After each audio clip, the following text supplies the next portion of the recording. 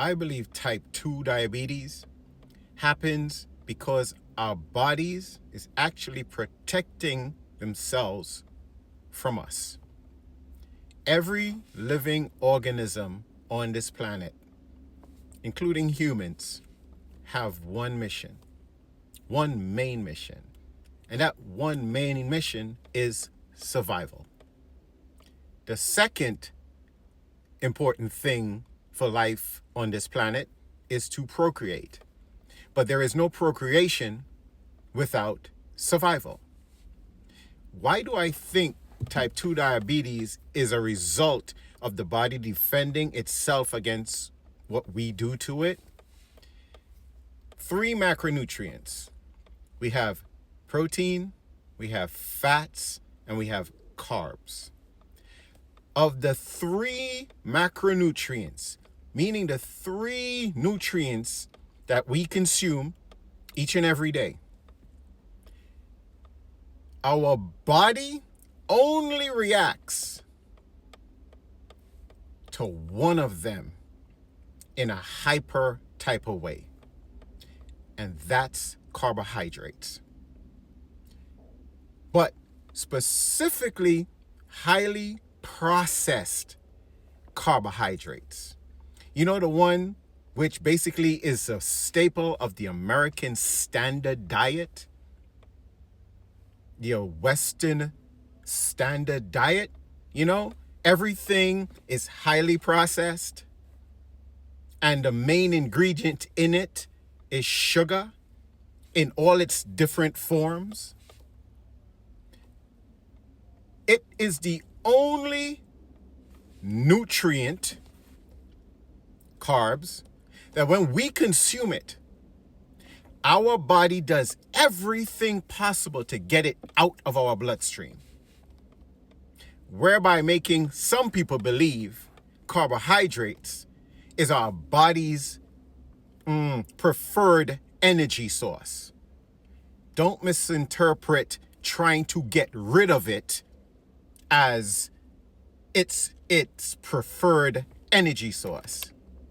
No, it's not. Fats are. Understand what I'm saying? Sugar, when you consume it, insulin rises, especially when it's highly processed sugar.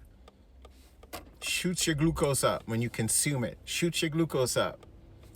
Insulin comes right up and gets it out of your bloodstream. It doesn't do that for protein. And it does not do that for fats. Only for sugar, especially the sugars found in highly processed foods, which is what the American Standard Diet and the Western Standard Diet primarily consist of. So,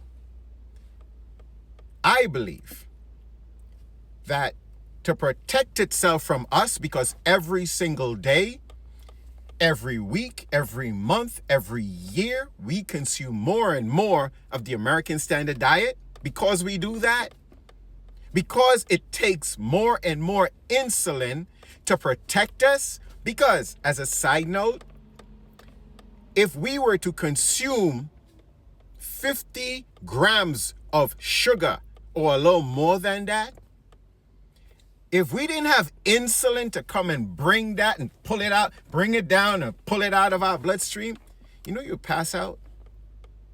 You know you're going to shock if we didn't have insulin to bring that down. Now think about it.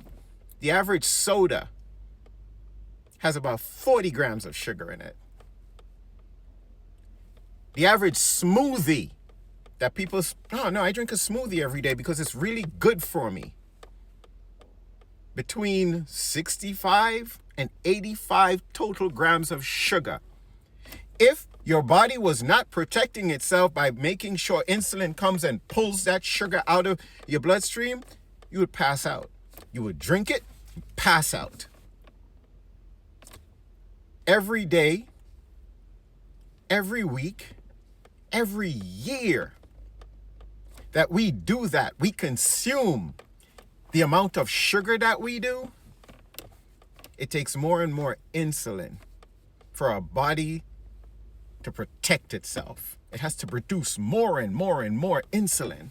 And that's how we become insulin resistant, because we keep pumping more and more and more and more insulin. So at some point in time, some of the cells in your body says, we're not listening anymore.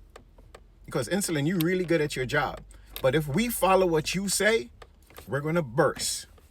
And then by the time that happens, you now have too much insulin floating around your body. You weren't pre-diabetic before you became insulin resistant. You only became pre-diabetic because you're insulin resistant, because you have too much of that insulin floating around your body now.